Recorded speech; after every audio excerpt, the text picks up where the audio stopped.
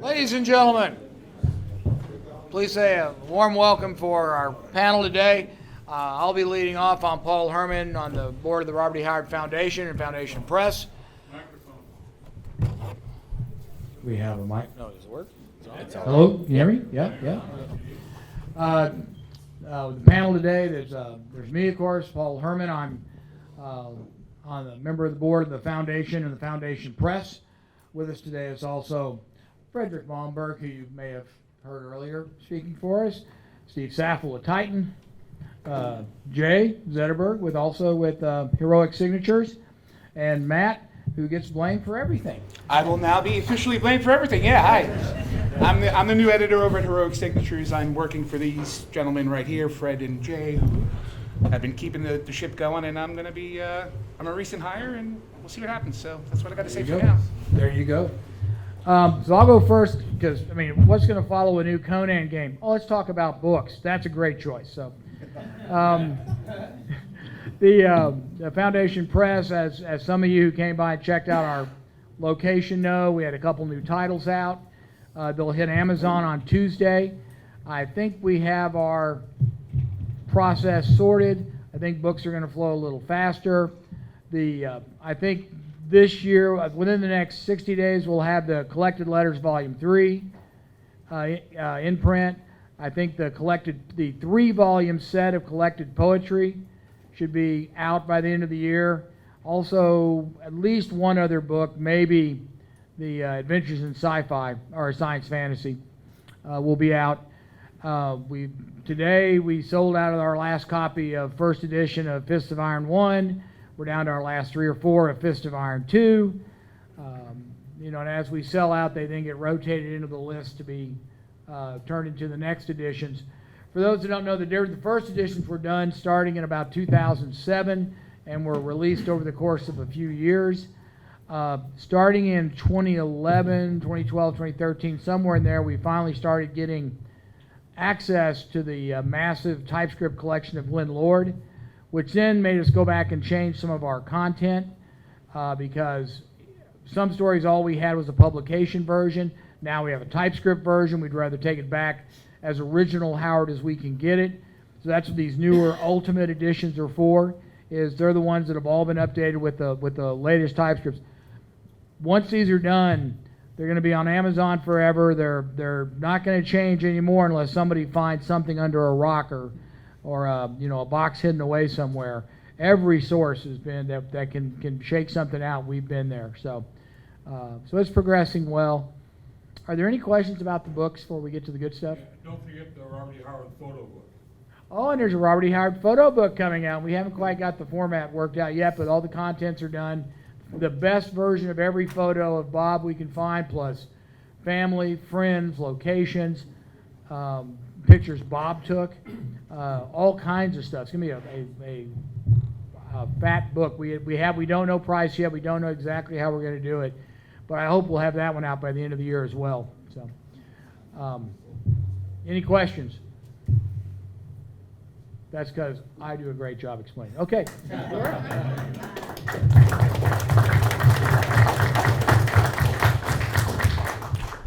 So before for those of you who saw the Tower of the Elephant presentation, that's something which we always try to synchronize as much as we can between activities. There was a good example of, if we released a Tower of the Elephant board game, and you might even recognize some of the designs on the tower and so forth and so on. And when we started those plans, we didn't know that the video game would be canceled, obviously.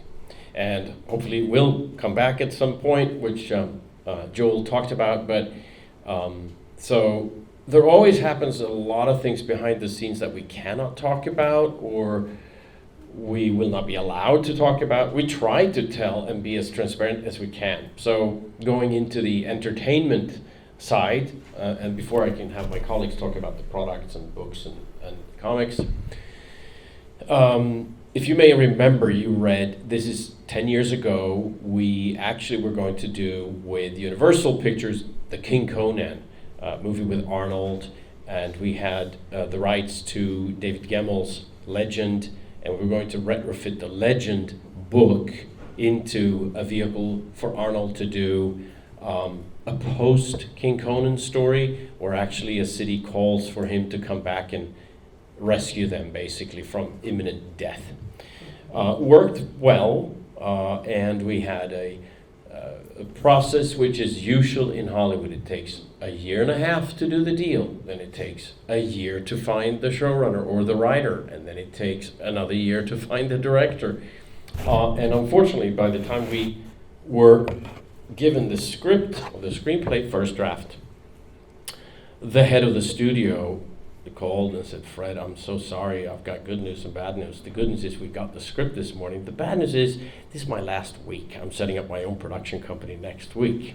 So then, you know, as a rights holder / producer, we're dead. We're just going to sit out this option because no other executive at the studio really wants to pick up, you know, sloppy seconds or someone else's. There's only losses to have for such an executive. So you just have to wait out that option period, get the rights back. That was around, I think, 2017.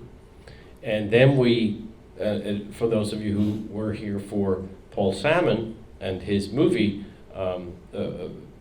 retrospective of the 1982 movie, he mentioned a man by the name of Miguel Sapochnik. And we actually had seen pre-footage of the Battle of the Bastards episode of Game of Thrones. So all of us around the table, well, that is a Conan. That's a Conan sequence right there. Met with Miguel and actually we put together a package, as we call it, with producers and writers and directors. And it was Miguel and Ryan Condal. And we went out to the market and set up a series. This time we presented it to Netflix, we presented it to all the streamers, everybody really, but Amazon took the project on, optioned it, and commissioned us to start writing scripts. There were 2 scripts written. I think they were phenomenal. They were by Ryan, of course, and just as they were delivered, Amazon Studios had a new boss with new marching orders. We're going to do more family-friendly stuff. We knew we were dead in the water. And of course, those 2 scripts are just sitting there. They're Amazon's. They can't use them, and we can't use them either. But the team, Ryan Condal and Miguel Sapochnik, went on, and they are the ones who are behind this season's upcoming Game of Thrones. The 2 of them. So then we said, okay, what do we do now? Because this is the world of Hollywood. You never give up, you just keep grinding. And as you know, we set up a deal at Netflix, which is now, it took, again, a year and a half to do the deal. And then it took us a year to get the showrunner, and then it took us some time to write.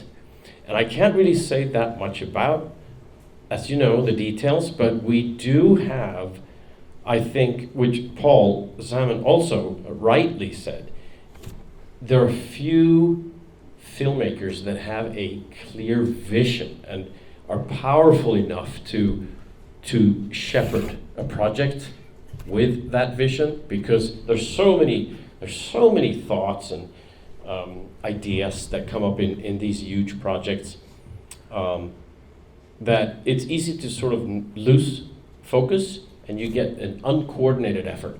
But we are happy. We have a person that we believe is a huge Howard fan and knowledgeable about all the Howard stuff. We have a shared vision with this filmmaker, and it's not just going to be a series. It will be, hopefully, if we get green light from the financier, which is Netflix Studios. So we hope to have, a series of films, television series, and animated films as well. So that is in the works. We are developing, been writing for quite some time, and my role, of course, as the rights holder here, I'm also an executive producer. I'm very involved with the other executive producers and the Netflix executives. I think we're hoping that we can have a green light from them within the next 6 months. But it's not me who gives that green light, and I didn't even know who gives the green light, because these are committees that we never get to see.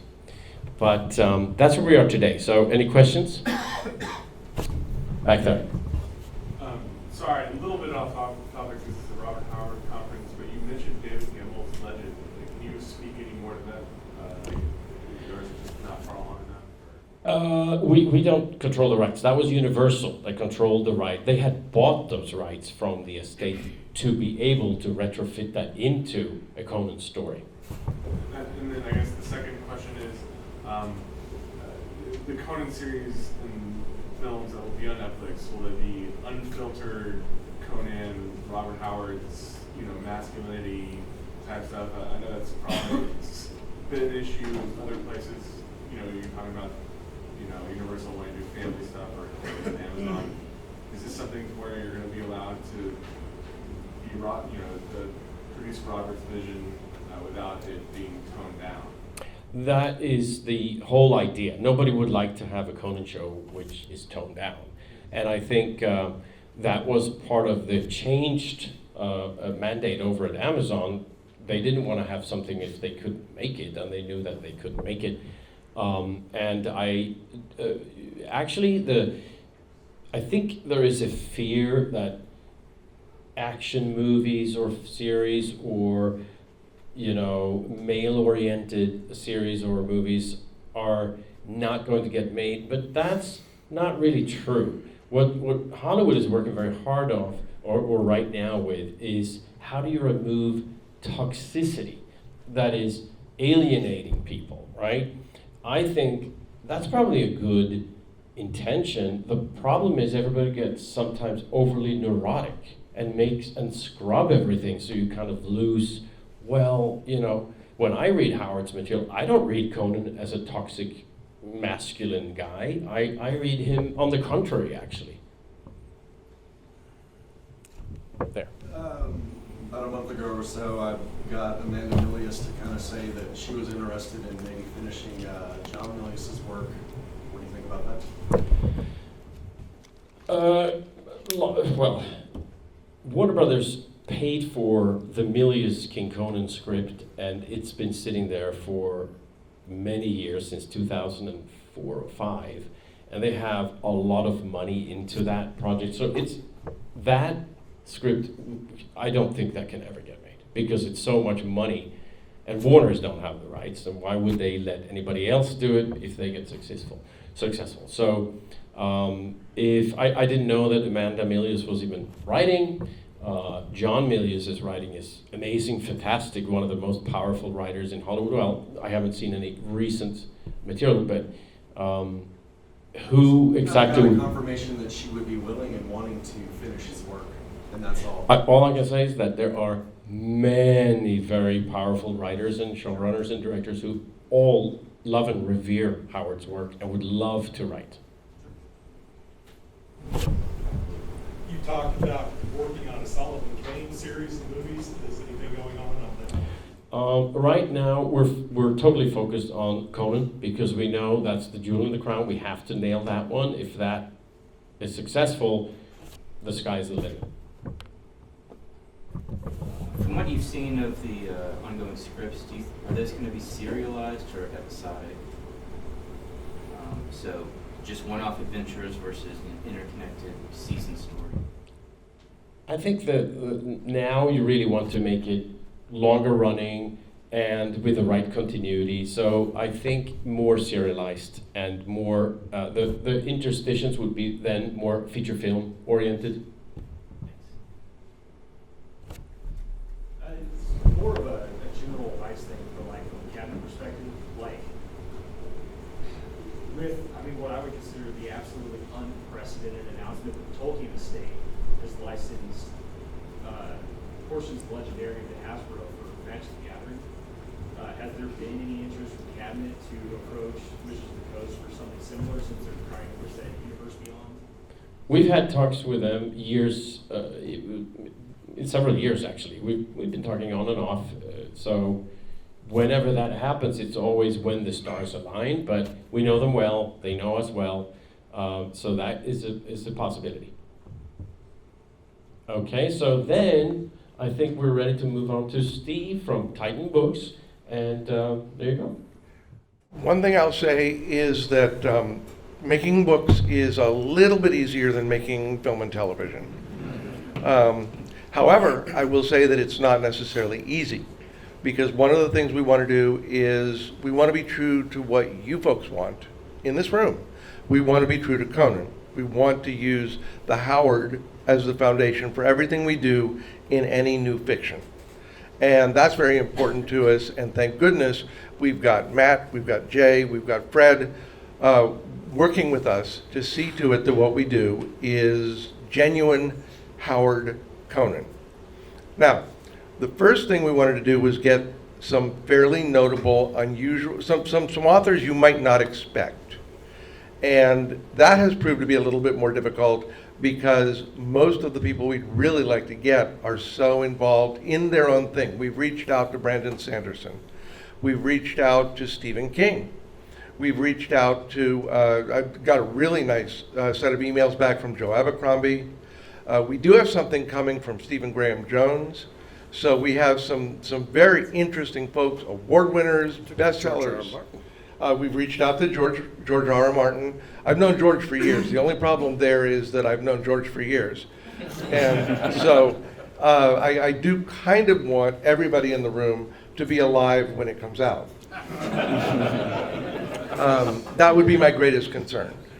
But the simple fact is that also these are people who were involved in their own thing. See previous comment about George R.R. Martin. But the thing is that we do want to try to bring you something that is both very true to Conan and feels new. So I was at a Dragon Con last year, and there was a writer there who I knew was a New York Times bestseller in his own right. One of my big concerns is I don't want somebody who's a New York Times bestseller because he happened to write a Star Wars novel, or he happened to write a Star Trek novel, or something like that. I want someone whose writing skill is his own, and has been proved by being a New York Times bestseller, an award winner, or both. And I ran into S.M. Sterling. And I said to Steve, well, you busy tomorrow? Let's have lunch. I'd like to talk to you about something. And we sat down at lunch in the Hyatt, and I said, well, I'm going to be working on these new books featuring Conan. And he smiled. And I was saying, I often express my love of Conan in a very visceral way. The story that always really grabbed me the most on just a purely emotional level, a purely tactile level, was Beyond the Black River. And so I said to him, I really want to do some very cool stuff. My favorite is Beyond the Black River. Steve looks at me and says, yeah, I think that may have had the best first line of most of them. And I thought, this guy may know Howard. And so we got to talking, and he was totally on board because he really loves the Howard. So now we've got, two factors: New York Times bestseller, loves Howard. We came up with some premises, and to tie it in and to make it the kind of thing that I think you guys will really glom onto, he proposed a story that is the prequel to Red Nails.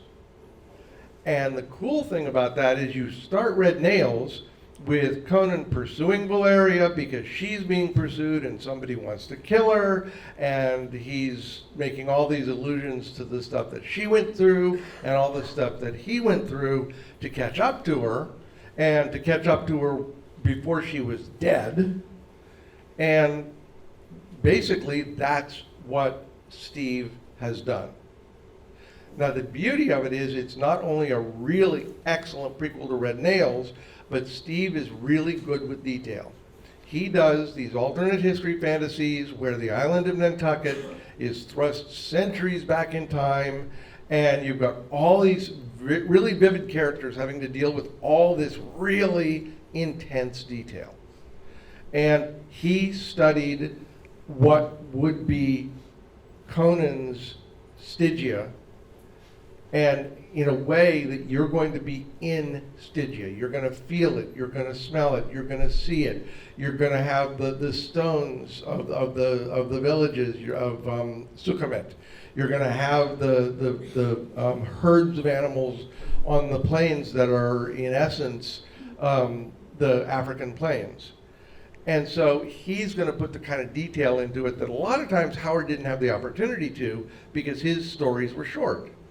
But we have a nice long novel that'll give you the feeling of being with Conan, with Valeria, with the mercenaries that he's running with. Here he and Valeria are both from the Red Brotherhood. All that comes together, and it literally leads right into Red Nails.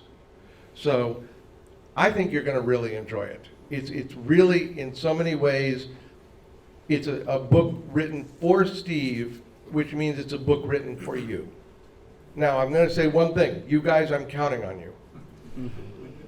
We need to show the rest of the world that these books are going to be important. We need to sell books.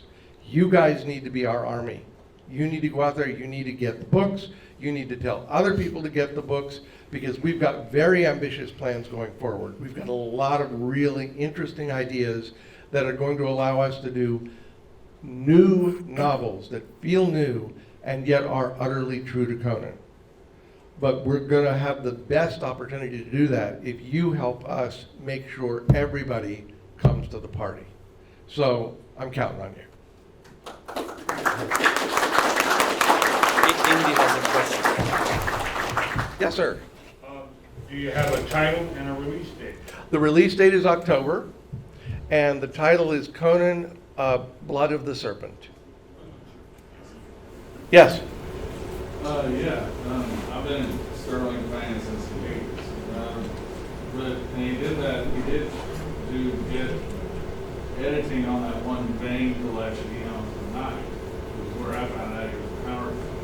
He hasn't really done a lot of heroic fantasy. Exactly. Did he express anything as far as like, well, this is going to be a little bit different than what I've done before?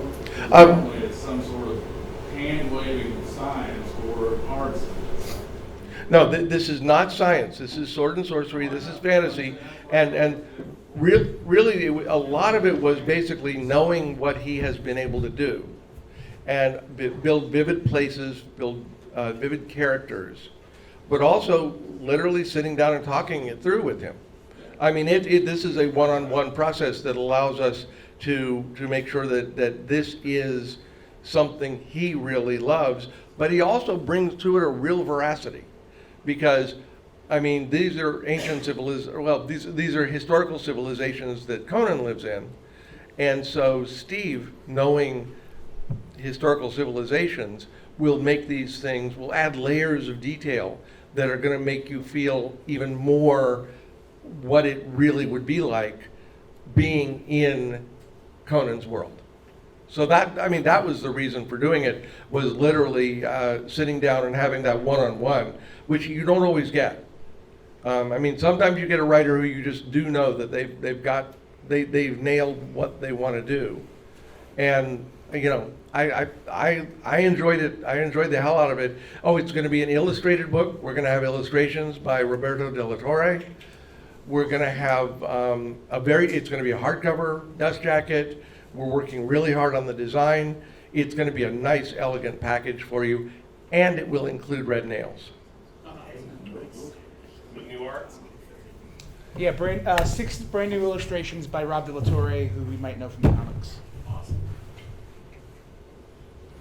Yes? Not wanting to hold your feet to the fire on future projects, but could you maybe even tell us even vague ideas about future projects? Maybe anything involving, say, like an anthology or a story collection? Well, one thing I will tell you is we will be doing short stories.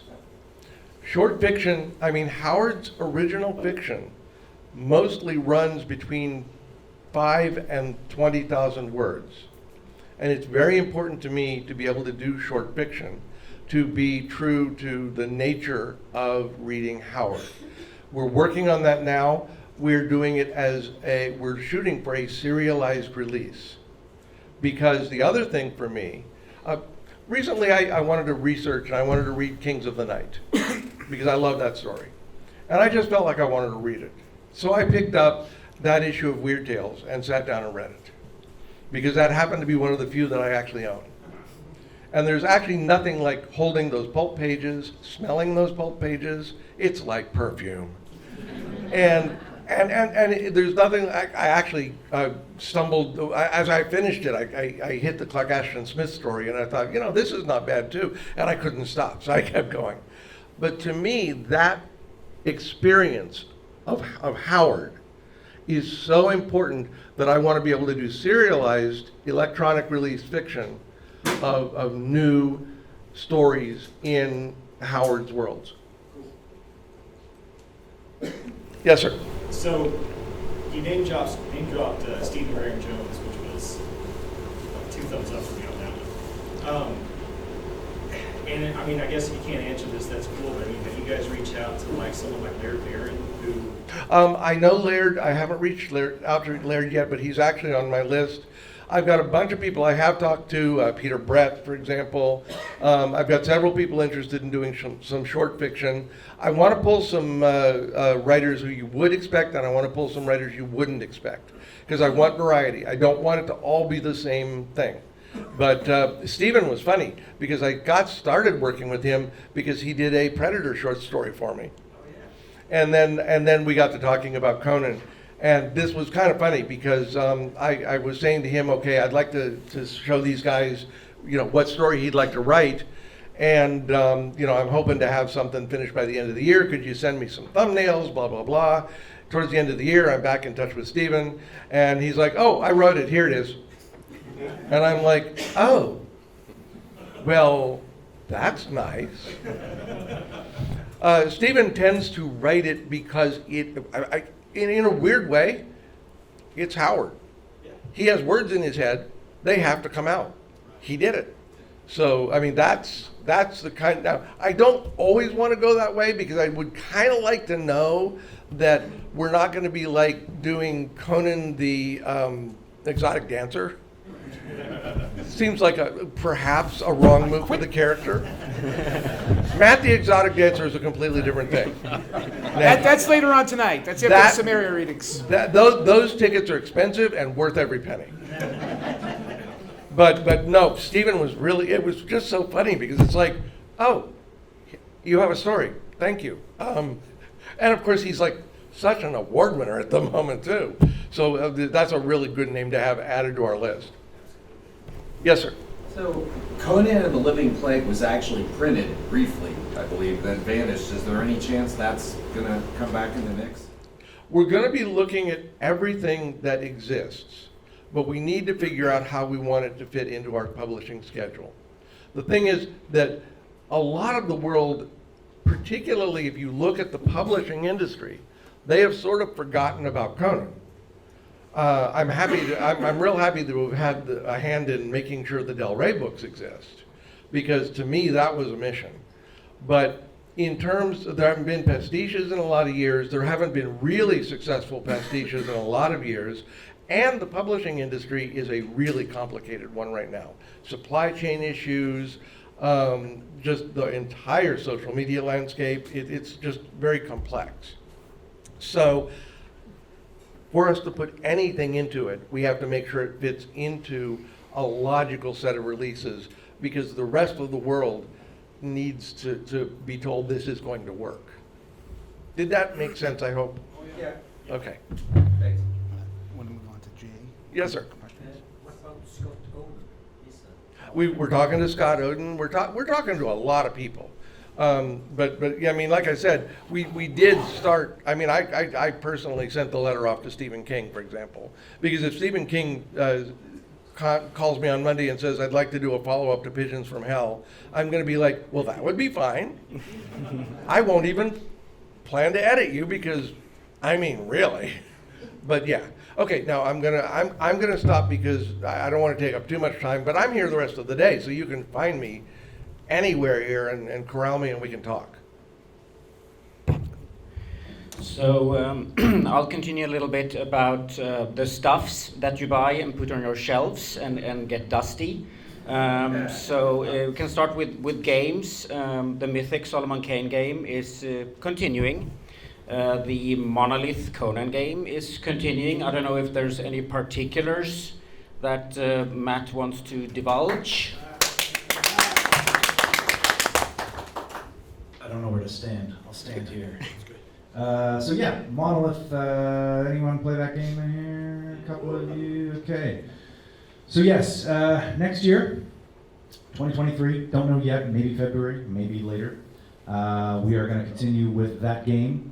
We are going to finally drop the long-teased Red Nails. Great team. Yeah. Might be some things we can do. I kind of like that idea. Yeah. I sense some I think you might have mentioned that idea. Anyways, so Red Nails it's been a long time coming, so we're going to do that. We are also going to reprint some of like the base game, but not the core retail game. It's either going to be a Barbarian Pledge or a King Pledge. For those who maybe bought it at retail, you can get that other box that you don't have, and so that'll end up being the new core. So those who never jumped in can now do that. And then everything we do for Red Nails will only require either Barbarian or King. So that's one thing. We also are going to add a little, I wore the wrong shirt today. Who's got a Frank Frazetta shirt on? Yeah. So we got to get a Frank Frazetta Conan in there. Perhaps one of those little add-ons. We'll see what we do with that. So that's going to be a thing. More solo co-op. I've heard from many of you over the course of this weekend how important that's been to you. So we're going to continue that. And versus mode will come in. So you can do, a lot of people are like, I want to be able to choose all of the things I put on the board and play with. Well, versus mode would allow you to do that. You can essentially draft your teams. And there's even something else that's super rad that I can't talk about. I'm just saying that everything we can do that we think is cool is on the table at the moment. So big things next year. Tell all your friends and crush your enemies. Should that be our theme? Everything that's cool is on the table? Yeah, sure. And so while Mythic and Monolith continue crushing it with the big box games, we will also continue with the sort of mid-range games. You may know that we released the Tower of the Elephant game last year, I think it was. And without going into detail, I don't think we've said anything before, but we have 2 more games in the making, sort of using the same mechanic, but we're sort of adjusting it and adding more mechanics to these games as they are in development. So more will come about that. As to statues, we are continuing with Mezco. They have at least one figure in development. And Super 7 have released a range of action figures. Sounds a little too belittling, but from the 82 movie. And they are continuing with that series with new characters, nudge nudge. And they're also going into other categories. So not only the 5-6 inch, they're doing sort of the little, they call the reaction figures, kind of like the old, the Kenner Star Wars. Yeah, that style, so simplified. And we have at least one new licensee that are going into the 6th scale, fully clad metal, fur, whatever, category. So I think that's about it on collectibles. I mean, we're always, like you said, everything is on the table. We're looking at apparel, things, knickknacks, whatever we can do. Our Conan slot machines are in Las Vegas. Conan slot machines are in Vegas. And there's and there are online slot machines, and there is also I think a free-to-play slot machine that is being released later this year. How well do they pay? Well, they're great. How much did you lose? I lost $120, but it was fun. Any questions about collectibles, games, anything over that? Yep, we have there. On Kickstarter for Mythic Solemn King, they teased that there might be an announcement on the expansion for that game here at the Howard Base. You know anything about it? That I don't know anything about. That would be Mythic. And there's unfortunately no one from Mythic here. And then we can perhaps go over to about comics. As you all know. Oh, we have a question in the back. Is there any plan for like, and I know Monolith does this pretty good, but I was wondering if there was like maybe some expansions that might include additional miniatures or standalone miniatures for painting and hobbying, whether they be resin or plastic or cast. To be used with a game or just More standalone. Matt? I mean, yeah, we will. We'll definitely have a few cool things in that regard in the new Kickstarter. So yeah, going back, unless there's any more questions, no. So comics, as everyone probably has read, the comic book line with Marvel will end at the end of this year, and just to sort of dispel any misconceptions out there. Marvel decided not to renew, and it was not the editorial team. They were as heartbroken as we were. It came from much higher up, and just a blanket decision to not do any licensing in, only focus on their own stuff.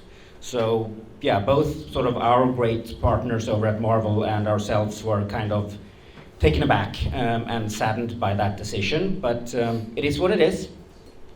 So we took a little think about that and decided to be more active ourselves and go in as a co-publisher with someone, which shall for now be unnamed, because that is not announced yet.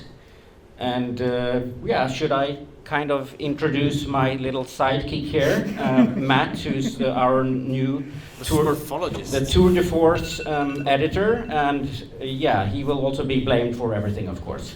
Yeah, you know, you have the crush your enemies part. I think I'm the lamentations of the women part. First of all, it is nice to meet all of you. This is the only time you people will probably ever like me this much. So please, let's just take a moment and bask in that. Thank you. I also want to thank Fred and Jay. I mean, these guys have been keeping the lights on for 20 years, and another guy, Steve Booth. Oh yeah. And besides myself, there's another new team member, and that's Marcos Tronander. He's our brand manager. Yeah. So we're the guys who are trying to move things forward, and one of those ways is comic books. Now, it's really tough because I've seen the contracts, I've made the phone calls, I've had the conversations. I can tell you absolutely, positively nothing about it right now, and it is absolutely frustrating. Savagely so.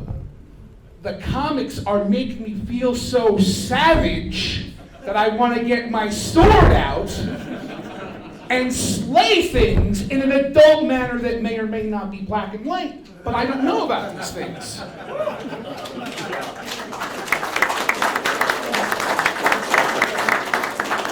I have no idea though. I can't talk about it, and I won't talk about it. This gentleman right here. Would I be able to read about it in, say, like a magazine size format? Can you read, sir? Both of you know I cannot read a word. There you go. Then, other people might be able to read about it. Okay. Just maybe you. I don't know. I can't talk about these things. Of course, I could be completely lying to you. I don't know. Again, 5 minutes ago, that's when you liked me. Now, not so much. What else can I talk about? Everything's on the menu. Not just for Conan, but we're going to be bringing back some people into comics that have been long lost. Hundreds of years ago, probably sometime in the Elizabethan era, there are two people. I mean, hey, Marvel did that. What did Marvel do a couple years ago? They just stopped. Who's that? I don't know. Some woman? There's some, they put out these 2 issues, and then, the pandemic happened, and they're like, well, we can't really sell it, and there were still 3 issues left on that, I think. So, I don't know. I can't tell you about it, can't talk to you about it. That's not what I'm here for. What else can I tell you about?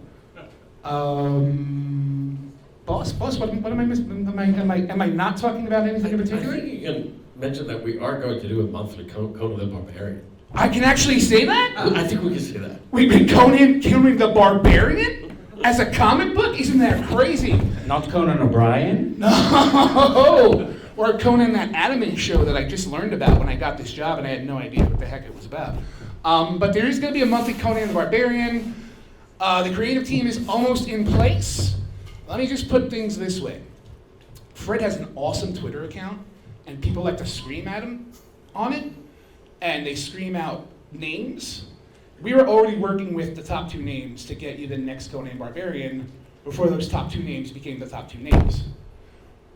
So if you want to go bust out your Twitter devices, do the math, because I had to do this and figure out who the top 2 names were. I was like, oh crap, I'm already talking to those guys. Great, my work here is done. Thank you very much. So hopefully we'll get that out on the shelves eventually. I don't think we can talk about that. Oh, sorry.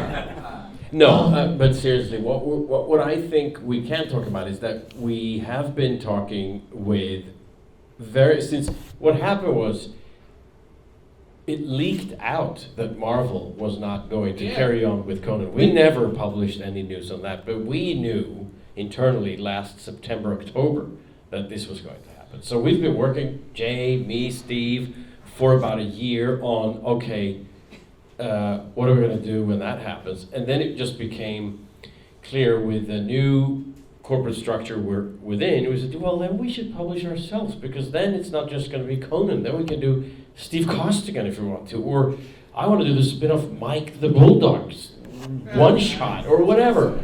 So as time progressed, we said, well, we have to have an industrial partner, because we don't want to be bogged down with all the issues of solicitations, working with Diamond, working with the stores, the promotions, the distribution, the printing, all of that. So and meanwhile, we couldn't really talk to too many people because it wasn't official that Marvel was not going to continue after this year.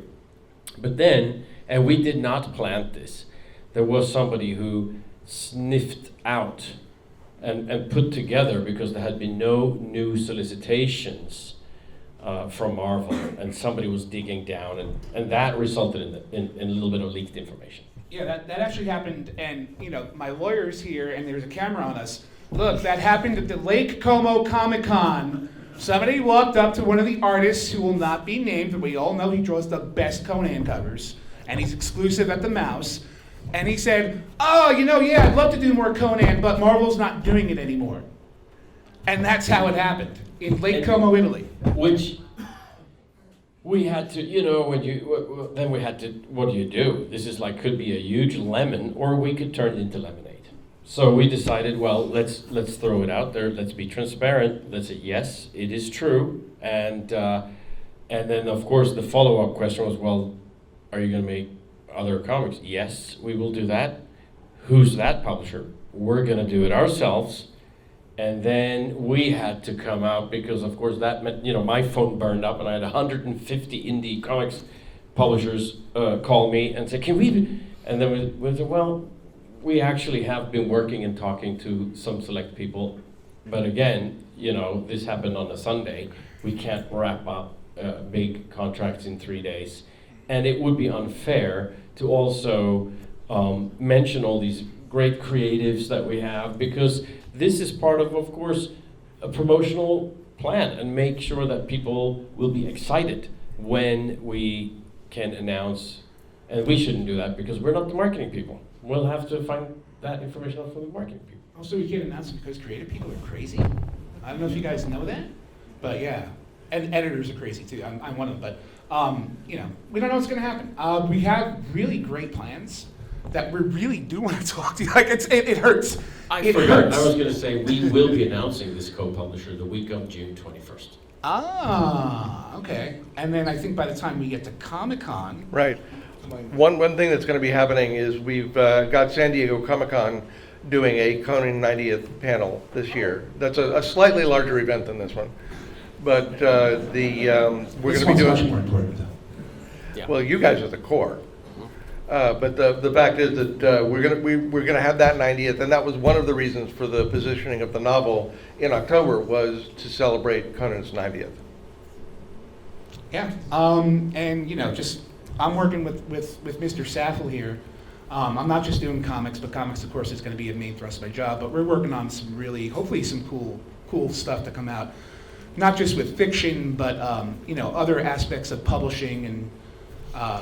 I maybe also mention that we still will be in business with our partners since 1982, I believe, which is Panini International. Oh, yeah, wow. Yeah. That's our international part. They also do Marvel and DC in Europe and worldwide. Yeah, we're gonna be doing a crossover Yep. with them. Which I don't think I should talk about. So I mean, there's a lot going on. I promise you, it won't suck too much, but your mileage is going to vary. But I mean, Steve Saffel said something. I mean, really interesting. Hey, look, it's going to be your choice whether or not to buy it. But the way you're going to keep things alive, and the way that we're going to know, is if you get out there and really put down the pennies and spread the word. Because if we do make you happy, and it's our job, nobody wants to make something that sucks. Like, nobody wakes up in the morning and be like, you know what, man, I want to piss off all those people. Like, that's not my goal. I mean, maybe it is. No, that's not my goal in life. Like, I want to make you guys happy, because then I get to turn my lights on. And, it's my job. But also, I'm a nerd too. I want to make myself happy. But I'm not playing handball here. I need you guys to come back at us. You need to tell us where we're going right, where we're going wrong. One way is buying it, speaking with your wallet, and social medias, man. Let us know. Let us know what you want, because we want to give it to you. And we don't want to make something that's bad. We don't want to make something you're not going to like. But we can't please everybody. Yeah, also to give you an example of how important you are to us, one of the things with book publishing, we're doing international. I'm working with my sub-rights department now to get translation rights for this new novel in a bunch of countries. And so this is you're helping us with Conan, the global entity. And that's really important to us. And like Matt said, you're not going to necessarily like all of them, but believe me, we've got so much cool stuff in the works. There's going to be a lot of stuff that's going to just completely stick with you guys. You're going to love it. And so please, support us and support our writers, our artists. These people want to do cool stuff. Yeah. And you're the reason why we want to do it. I mean, we're fundamentally broken people. We're Tinkerbell. We need the applause, So that's always going to help. Questions? We've got 5 more minutes. That's literally what I was about to say. I mean, there's a bunch more hands up for Saffel before, so ask him all the questions. He's the guy who can actually talk about stuff. So. He's looking at you. I'm sorry. Yep. Is there any way that you'd be able to continue and complete the reprints of the Marvel Omnibus series? Hey, so that we're just not cut off? There is a way to do that. Again, we don't want to piss people off. You got 20 of those books on your shelf. The last 13 that were planned in the series would love to go out on the shelves. There is absolutely a way to do that. Thank you for your question. But the way, but the way to piss them off would be to do them all in like an oval format. Yeah. Because they want those on their We're shelf. going to reprint them as mini comics, and we're just going to put them out all over the place. We'll print in the back. In the back.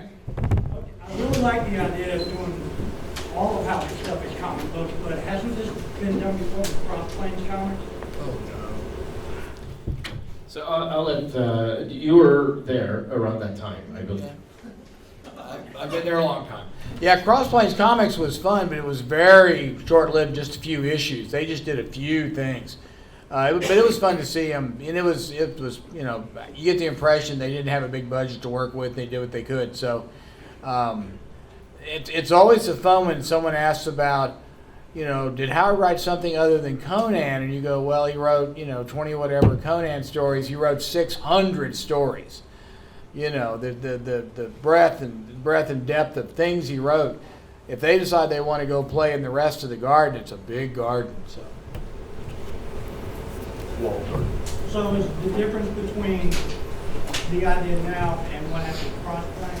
You'll have a bigger budget to play with, and that's why this whole... I think that is probably very true. And also, I think we have a much larger distribution.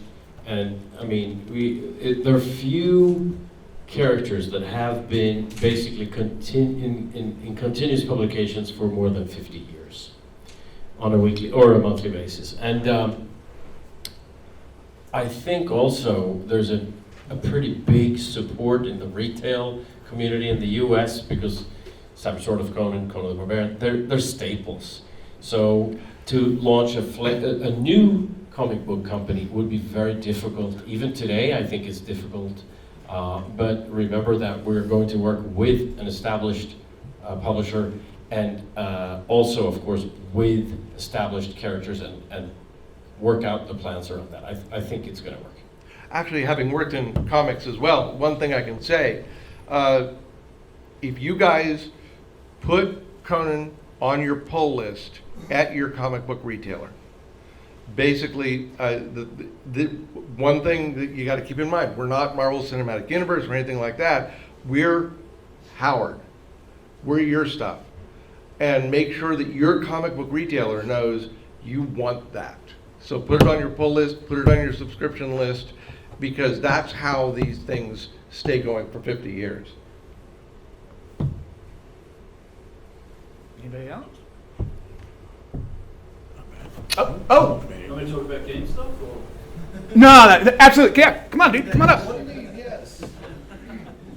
You got 2 minutes, buddy. Wrap it up. I don't have much to say. I talked way too much. We'll take the 5 minutes they took from They us. told me I was going to have to talk about game stuff that was upcoming, so I'll just be real quick. You on took that. 5 minutes from us, so. I apologize for that.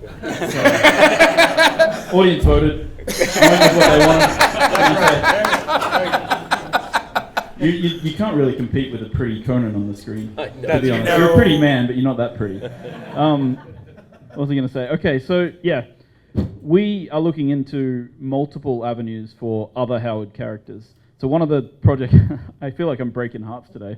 One of the projects that we worked on for a couple of years and then just cancelled was a James Allison story where he basically did a road trip back through time, collected all of the Howard characters and brought them into the future to save the world, which was kind of a fun, it was like a Diablo 3 style game, so it was top-down action adventure game where you were picking up characters along the way, and it was a lot of fun. We were playing around with the Allison, the Allison dreaming about his past, and we had this concept which turned out, we had this concept where it was basically collecting the eternal champions of Howard and bring them together as a dream team to fight. So that was kind of fun. Got cancelled, yay. And so the big thing that I think I can talk about that's coming up is Conan Exiles 3.0, which is coming up in a couple of months. And so we've done the Exile lands, and then we did Isle of Scepter, and now we're about to release something that people have been waiting for since we launched the game, because I talked about it as part of the vision. And I can't really say exactly what it is, but I'll leave you with this, because I talked about how earlier we always asked, what would Conan do? With this new version of Exiles, what would Totham On or Zalt Alton do?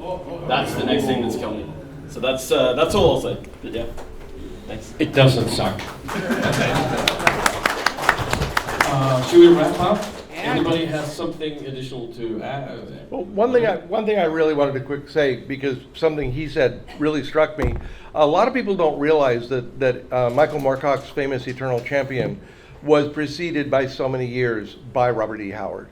And the simple fact is that one of the reasons I wanted to sit and read Kings of the Night is that scene where Kull just comes striding up and basically says, I know I'm asleep, let's just go crush some skulls.